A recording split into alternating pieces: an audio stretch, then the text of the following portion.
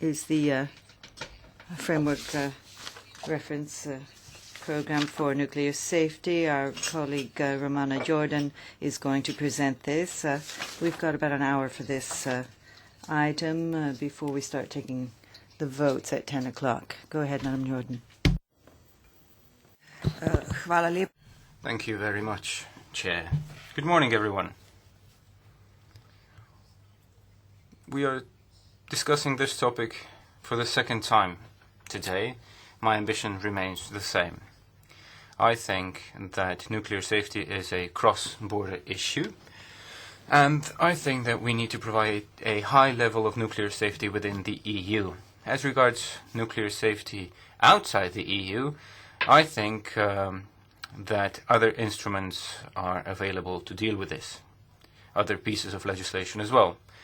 What do I think about the Commission text? My opinion hasn't changed. The text proposed by the Commission is good, and I agree with it to a great extent. However, I hope that the opinion that we will draw up will influence the Council. The question of when and how we can influence the Council is best answered with the following. I think we have to make our opinion interesting, strong, and I think we have to prepare it in such a way that the Presidency will be able to present it in negotiations in the Council. The current Presidency, I think, has the ambition to finish this dossier within its mandate. So, I would like the European Parliament to draw up a strong opinion, and we have to ensure that we have sufficient influence. To start off, I would like to say that I would have liked to be more ambitious in several fields, but I do know that the current level of cooperation makes certain things possible and certain things are out of bounds. So, what do I think should be flagged up? These regard Article 8 items, like periodic safety reviews. The proposal contains two types. Number one, 10-year safety reviews, and the second item are 6-year topical peer reviews.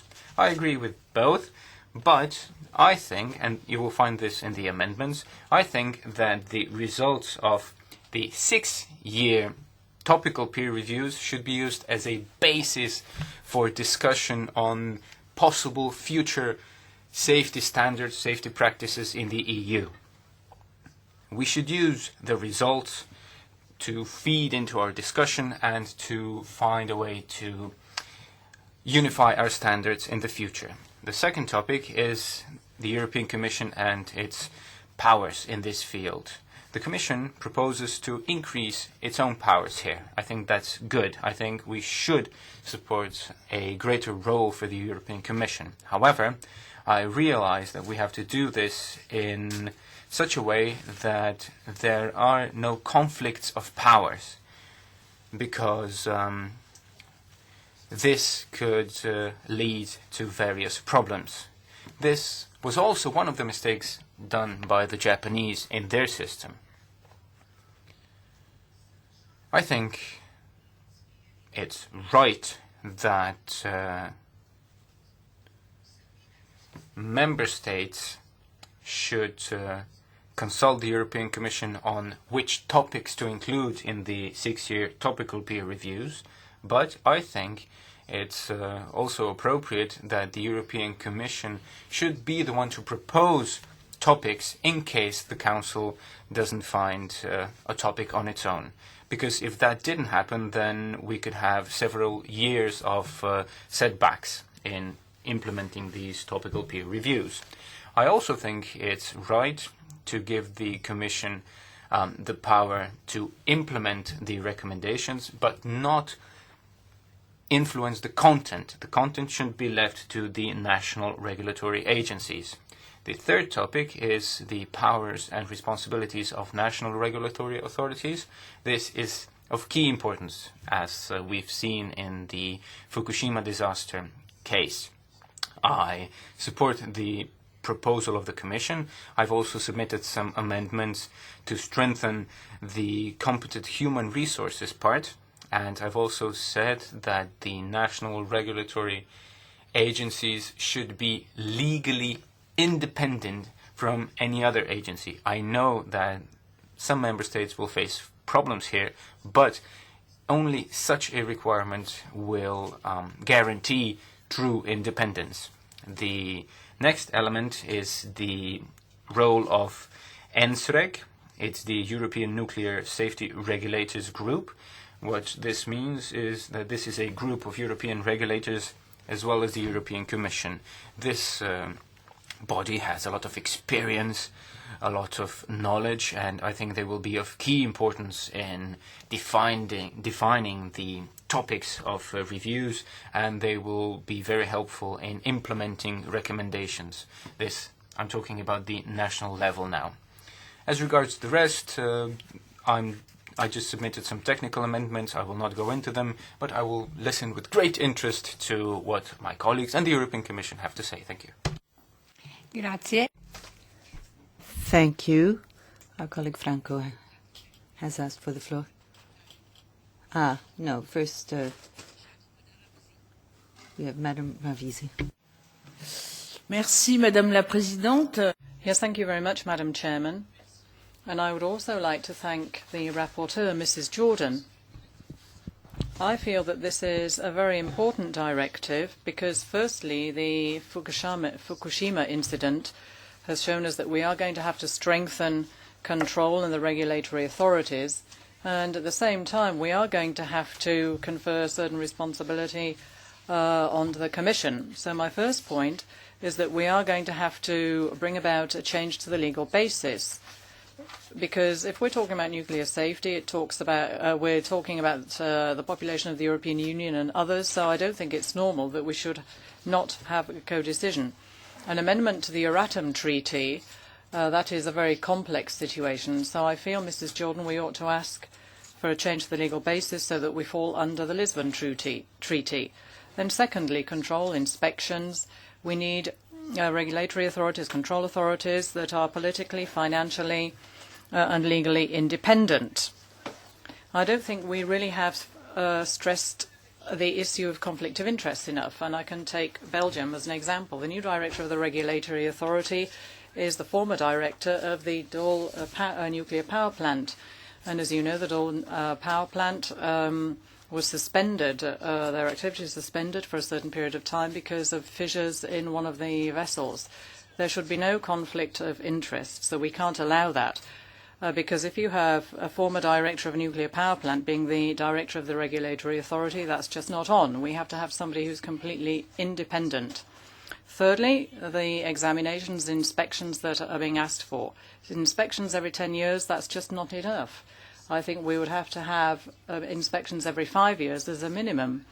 And obviously, if we are extending the life of the nuclear power plant, then we would need to bring together international experts, including representatives of civil society, to decide this.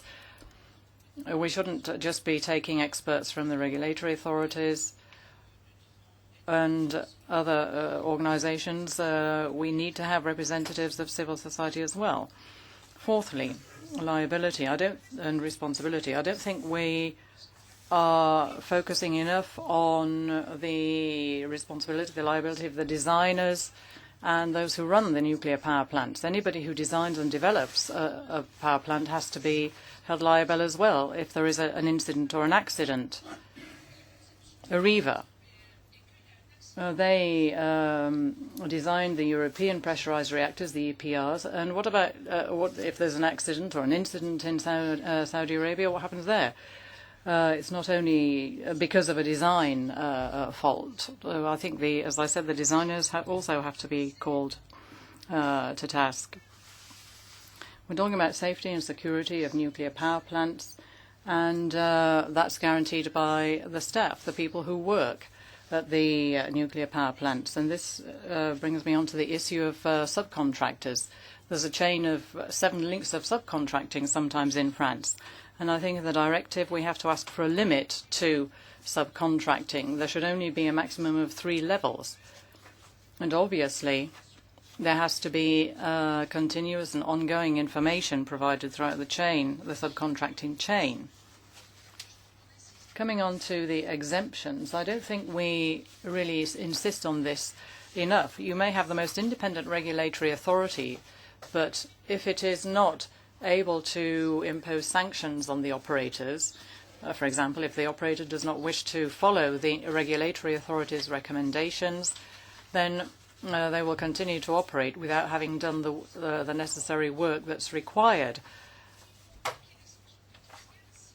The French nuclear safety authority imposes financial sanctions, fines, if the necessary work isn't done on their recommendation. So I feel that this is an aspect that we have to focus on as well.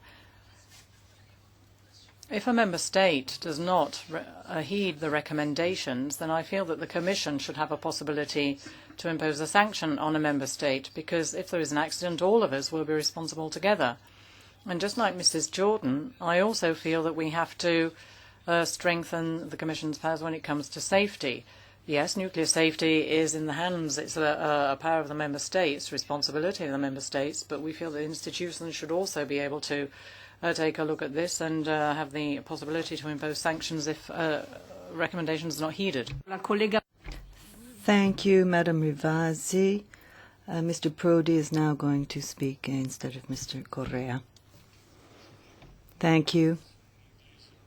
My notes are in English, so I'll read it out in English.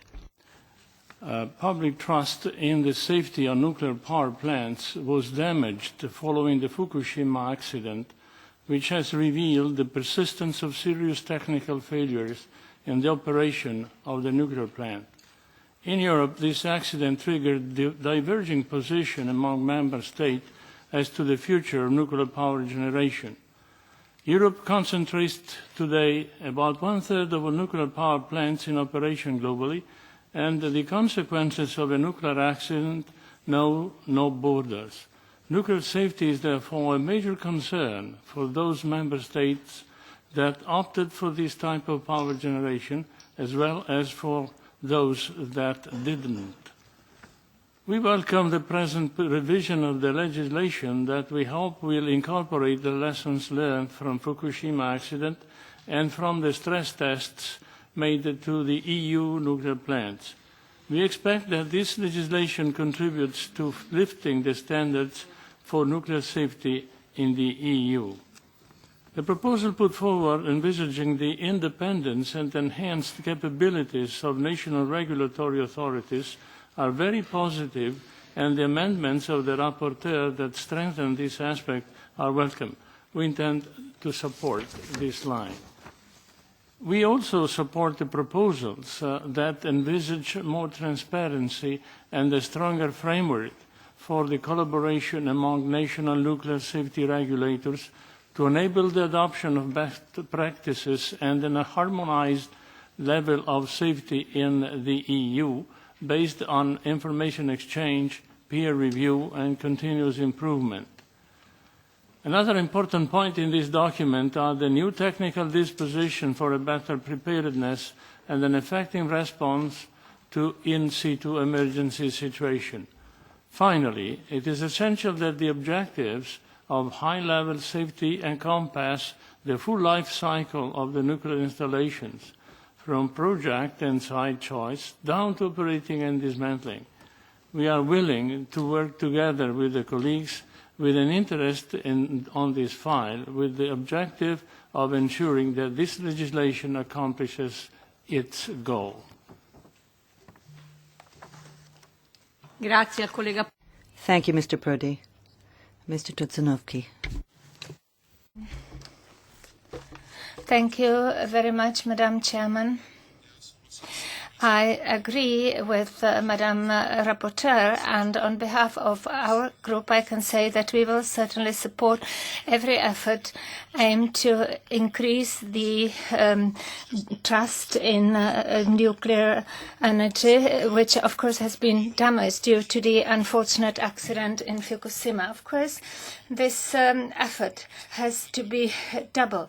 First of all, we have to make sure that people understand that these very complicated technical installations are indeed well controlled, well supervised, and that they can have trust in high level of safety of these installations. On the other hand, this report also rightly draws the attention to the need of increasing independence and capabilities, and also technical level of national regulatory bodies responsible for nuclear safety. I certainly agree, because this is the right place or right places where continuous controls are taking place concerning the functionality and level of safety of nuclear power plants. However, there is one issue which we find quite difficult, and we think that it should be more precisely specified here. In fact, I would like to refer in two areas. The first is the role of the European Commission, which of course is to be that of coordination, which is what is already incorporated in the directive that we already have. And also the Commission should play the role of bringing together the efforts of all these national regulatory authorities. And of course, they have to cooperate also with NSEREC, because this is where highly expert and specialized discussions take place, which are very important if we want people to have confidence in the nuclear safety, that it is being taken care of by experts. But on the other hand, we have to specify, well, I do agree that national regulatory authorities should be strengthened, including the legal level. They should be independent of any influences. But if we want to strengthen the powers, competences of the Commission, then we have to be more specific. What if, for example, there are divergences in opinions between a national regulatory authority and between the Commission? There may be different opinions, perhaps concerning details, but perhaps in major issues. So how should we proceed in that case? Because we know that public discussion on NPPs is very difficult and complicated. Sometimes a small piece of news, not really a substantial piece of news, can have a huge impact on how people view the nuclear energy, even though it may not be about a really big problem. But on the other hand, sometimes even significant flaws may be downplayed. So if we want to strengthen the role of the Commission, then we have to define precisely procedures that would be applied in cases such as I have just outlined here. I think that this is not specified in the directive, and therefore we support the idea that it should be done at the level of the NSEREC, because this is a highly specialized, highly expert body where these issues should be handled. Then there is another topic, as another issue which we think is not clarified as it should be, by which I mean periodic safety self-assessments. Again, there is a lack of clarity. What should be done? For example, let's say that a national regulatory authority holds a different view than the organization that is self-assessing itself. So again, it can be perceived by the public as something very difficult, even though perhaps this is not about any major problem, but it may be difficult to communicate to people the right information. Therefore, we believe that more clarification is needed in these two areas, taking into account how sensitive and complicated nuclear energy is. But we do support the report that the position of national regulatory authorities should be standard in order to be able that the high standards are applied and complied with. And certainly it is very important due to the nuclear safety, which is the highest priority here, and of course also the highest technical standards have to be complied with. Thank you. Franco. Merci. Thank you, Mr. Franco. Thank you very much, Madam Chairman. First of all, can I congratulate Romana Jordan for this very good report on a subject which is very sensitive, nuclear safety. Particularly in the wake of Fukushima. And I agree with almost everything contained here, except the request for modification to the Euratom Treaty, which I think is unwise, given the need to convene an international conference and where unanimity would apply. Changing a legal base is a recurrent feature in all the debates on nuclear, and I believe that the European Parliament should devote a special workshop to the subject in order to go through the arguments for and against. I think that it's important that there is harmonisation of the approach to nuclear safety stroke security at the European level, levelling the standards upwards and putting a stress on the enhancing exchange of best practice and increased use of peer review as a method. There must be more involvement of NSREG and, if necessary, get additional scientific expertise, as the rapporteur suggests. It is also fundamental to have real independence for the national safety authorities with strict respect of the powers they are given so that they have the wherewithal, the resources to function properly. I give my full support to Amendments 2 and 13 by Romana Jordan. The national authorities must be at the heart of this regime. I also welcome the rapporteur's proposals on transparency vis-à-vis citizens. We have to address their concerns so that we can restore trust in nuclear, which is essential for our electricity if we are also to decarbonise our economies.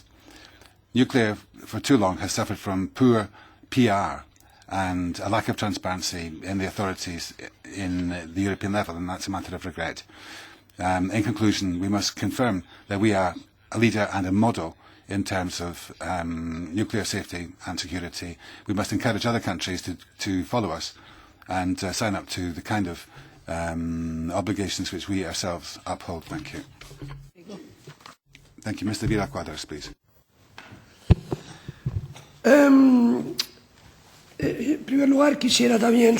Thank you very much. First of all, I would like to also congratulate Mrs. Jordan for her report. When it comes to carrying out the stress tests, I think this confirmed that, generally speaking, if we take a look at the nuclear sector in the European Union, it's satisfactory, and the report didn't recommend that any of them be closed down, that all of them could continue to operate. However, all of this were according to the principle that if we are talking about nuclear safety, we have to continue with our work, that one has to incorporate all the improvements that are necessary in the light of experience, and the Commission has therefore proposed a reform of the current directive, and we have given a generally positive analysis to that proposal.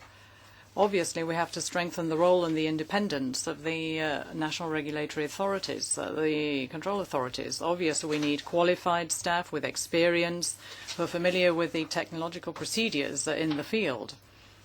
But obviously, we're not only talking about the technical people who work and the technical experts who work in the field, those working at the power plants or carrying out the inspections, but we also have to think in terms of the higher levels of staff and think of those who are in the regulatory authorities, because in certain countries, those people who are appointed to the top posts for the regulatory authorities, some people are appointed according to political criteria and don't have any experience, prior experience in the field. And it's a highly complex field, of course, in technical, scientific, technological terms. And this is something we really have to focus on, because the knowledge and experience that is required has to be there right throughout the body, the organisation, right up to the top levels. Mrs. Jordan's report does introduce improvements to a text which was already good. It does clarify some of the terminology, and this along the lines of the IAEA's own glossaries.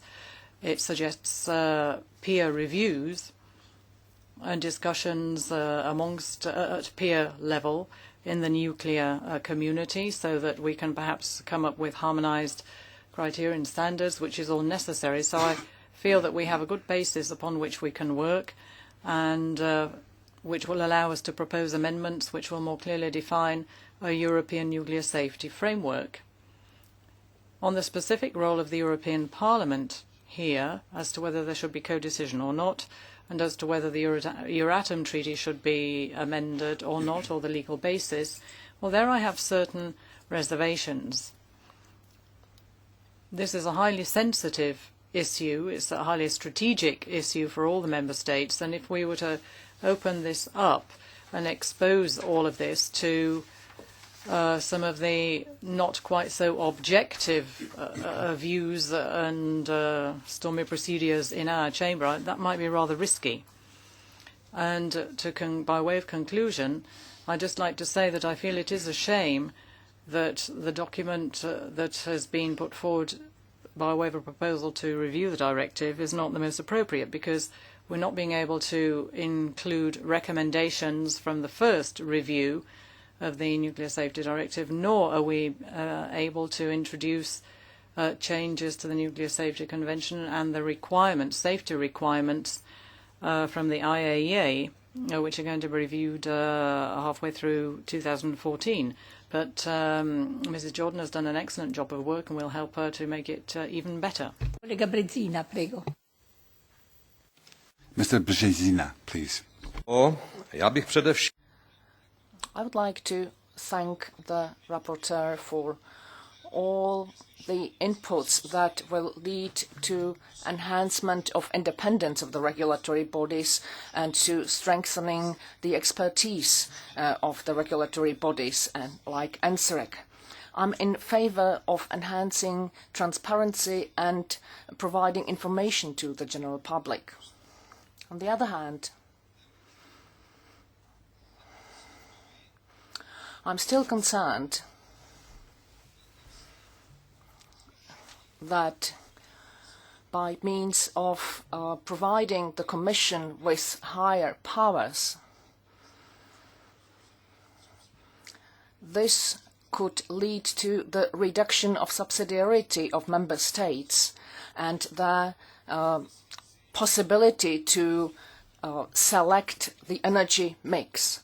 I think that strengthening political decision-making to the detriment of expert and technical decision-making could lead to problems and difficulties, unclarities. I'm also against changing the legal basis. Europe is divided here. Some countries are against nuclear energy, and this is part of their constitution.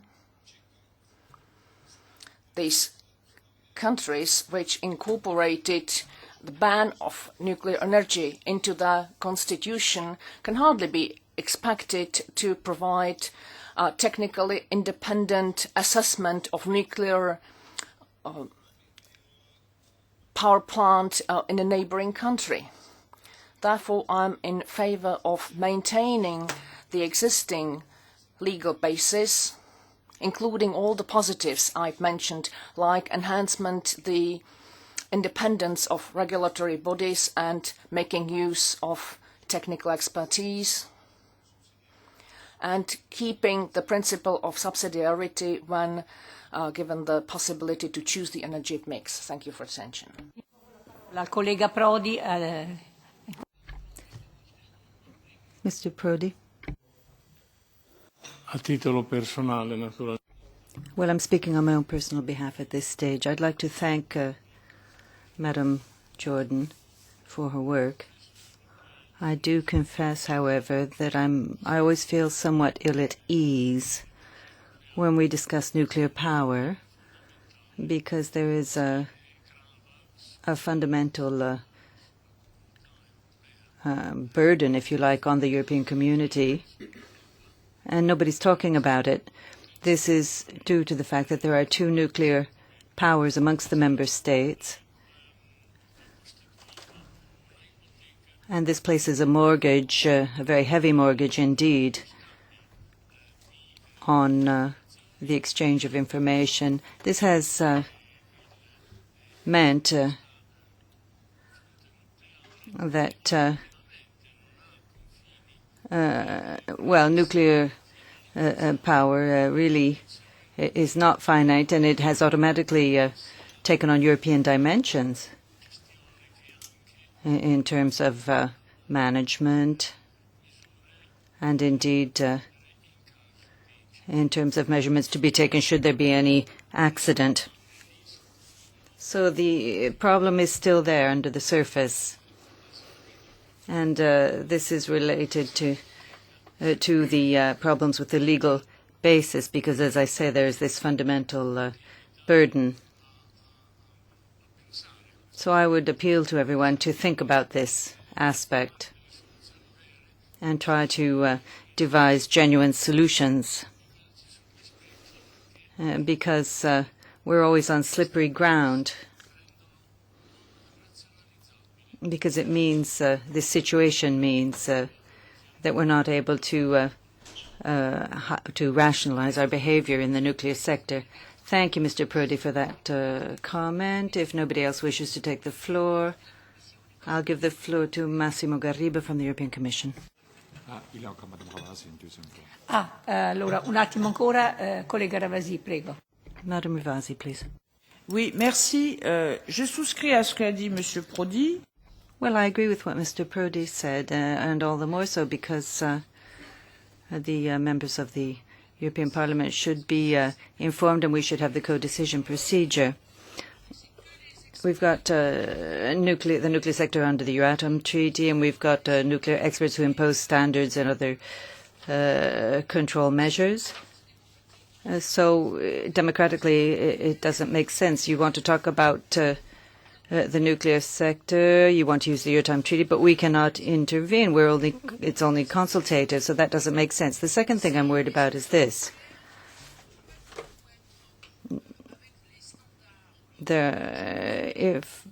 If you think about Hungary, for instance, their nuclear power plants, which will not follow European standards. In Hungary, this plant will be based on Russian standards. So what powers do we have to impose European standards? And this is very important in the case of nuclear safety, because all of the plants should follow the same safety standards. I was also surprised to see that you say in the opinion that the maximum operation period is normally fixed at 40 years after putting it into service commercially. Well, that's false. Some plants have 25, 30, 40 years life cycle. It depends on the country. So this should be taken out because it's wrong. Massimo Garriba, European Commission, please. Grazie, Presidente. Good morning to all the honourable members. Let me, first of all, briefly recall a few principles of the Commission proposal. As you are aware, this is an amendment of an existing directive which follows a number of events. First of all, the great disaster that there was in Fukushima, and then a number of reflections which were carried out both in Europe and throughout the world on how to improve nuclear safety. The Commission has based its review on a number of principles: the reinforcement of the independence of national regulatory authorities, on the one hand, transparency, a high level of nuclear safety, which is still the responsibility of national member states to implement in line with subsidiarity, as somebody has mentioned during the debate. Let me also stress that one of the principles of the directive is that member states can also take more stringent measures in case they wish to. So let me then come to the interventions that I heard today. Let me first of all thank the rapporteur and many of the speakers for the support that they have generally expressed to the Commission initiative and for its content. I would like to comment on some of the points that were raised by the various members in some orders. First of all, let me start with the rapporteur itself. The peer reviews system, which is foreseen in the directive, is a dual system. There are two types of peer reviews. The first one is every 10 years, and it concerns a full review according to international standards of the legal and regulatory system of the member states and the safety authorities. This was already existing in the 2009 directive and is not changed in this proposal. The second system is to carry out topical peer reviews on the model of what was experimented in the EU during the so-called stress tests. So this is if you like, some people have called it an institutionalization every 6 years of tests which were carried out according to specific areas that had to be looked at. So we support, let me say, any views of the Parliament that can reinforce this system of topical peer reviews. Then let me come to another point which was highlighted by the rapporteur, which is the powers of the nuclear regulatory authorities and the legal independence. The aim of the Commission proposal is to establish a system where decisions on the safety of nuclear installations, namely technical decisions, are taken in full independence and autonomy without any political influence by the national regulators. And this is the guiding principle. Now, we have a wide difference in Europe as how this is to be achieved, and the Commission aim is to indeed stay on the objective. Now, if this can be achieved with legal independence or with other means, this is something which is subject to debate. Let me also stress that we welcome all the calls that the various members have done to support the role of the NSREG, namely the fora of nuclear regulators. Let me go on a number of other items that were also mentioned by some of the shadow rapporteurs. The first one is the possible change of legal basis, which, as a number of members have noted, is a recurrent theme in the Parliament. Let me just state that the Commission has based its proposal on the existing legal basis, which is recognized, namely the 2009 directive. I leave to the members to debate the appropriateness of that. The other point which I think should be mentioned is the conflict of interest. I would recall the attention to Article 5 of the amended directive that has a specific call on avoiding conflict of interest like the one that was mentioned this morning. There are also provisions that on subcontracting in the directive, and this is a change with respect to the 2009 existing file. For the first time, also the idea of more general sanctions is there in the directive, but let me recall that the principle that national regulatory authorities could, for example, suspend the operation of a nuclear power plant in case of doubts on its safety is already enshrined in law in the 2009 text, so it is nothing new. Then, and I will conclude, there were a number of points which has to do with the role of the Commission in the topical peer reviews. I have already given the views of the Commission on the previous debate on that. So I would just like to recall the principle that the Commission wants to have topical peer reviews which are as transparent as possible, and for which there is a clear mechanism that leads to, on the one hand, the decision of the topic, decision of the methodology, and frequency in the carrying out. Therefore, we believe that the association of the Commission in these phases is a fundamental element of guarantee. Thank you. Grazie al rappresentante. Thank you. Madam Jordan, once again, to sum up.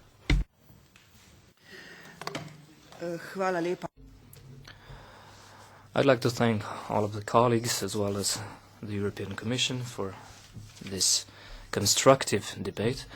I think it's only right to comment on several issues that have been mentioned.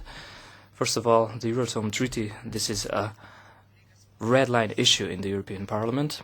I'd like to remind our colleagues that we have accepted or adopted a special resolution which has marked the 50th anniversary of Euratom, and we've highlighted the fact that the Parliament doesn't have the power to co-decide.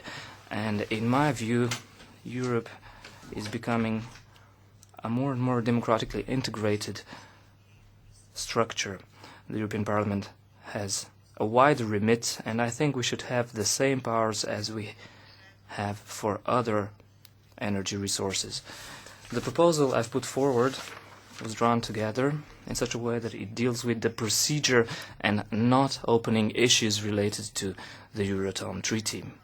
I would, however, like to emphasize that I'm calling upon the members that this also calls for a certain level of political culture.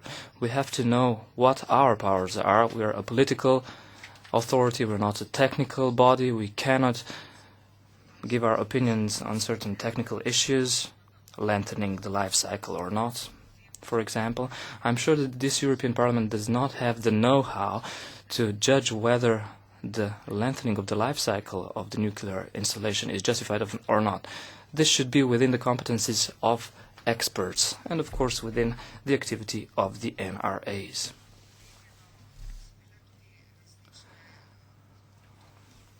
You've also mentioned different responsibilities. These have to be clearly defined, and I'm against any sort of proposals that mention the shared responsibilities of the designers and operators or different regulatory authorities. Every phase has to have clearly defined responsibilities. I'd also like to call your attention to the fact that some of the comments that have been put forward are nothing new. We have to realize that what we're examining today is a review of a different directive that has already been adopted in 2009, and in accordance with this we have to respect everything that's been put down in this initial directive. I'd like to thank all of the members for their comments. I'm still waiting for you to table your amendments. And I'd like to say that I'm going to continue with this work. I'm going to cooperate with my shadows, and together we'll try to establish acceptable compromise proposals. Thank you. Grazie. Mi associo. Thank you. I too would like to congratulate the rapporteur on the good work done on the content. Could I just remind colleagues that the deadline for amendments is the 18th of February. Now, the 12th of February, there will be a meeting with the industry experts, people from various branches, including Greenpeace as well, so that will be a hearing of interest to all of us. I think we've got a few minutes now, maybe 5 minutes, before we start the lengthy voting session. So I think we can have a brief break.